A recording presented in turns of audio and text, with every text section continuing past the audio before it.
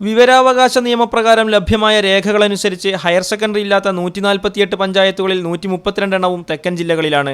പത്തനംതിട്ട ജില്ലയിൽ മാത്രം 18 സ്കൂളുകൾ അനുവദിക്കും.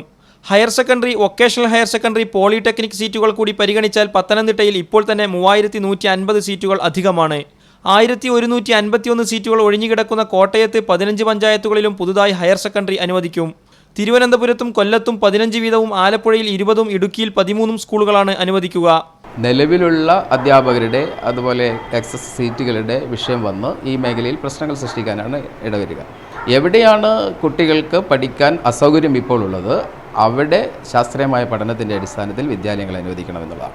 ഈ വർഷം ഹയർ സെക്കൻഡറി പ്രവേശനം സാധ്യമാവാത്ത 77,158 വിദ്യാർത്ഥികളിൽ 54,948 പേരും വടക്കൻ കേരളത്തിലാണ്. എറണാകുളം, തൃശൂർ ജില്ലകളിലെ വിദ്യാർത്ഥികളെ കൂടി ഉൾപ്പെടുത്തുന്നതോടെ ഇത് 67,533 വർദ്ധിക്കും. എറണാകുളം മുതൽ വടക്കോട്ടുള്ള ജില്ലകളിൽ സർക്കാർ പ്രഖ്യാപിച്ച 678 ബാച്ചുകൾ അധികമായി അനുവദിക്കുന്നതോടെ 34,000 പേർക്ക് മാത്രമാണ് പ്രവേശനം സാധ്യമാവുക. അത്ര തന്നെ പേർ പുറത്തിരിക്കേണ്ടി വരും. നജാത്തുള്ള, മീഡിയ 1, കോഴിക്കോട്.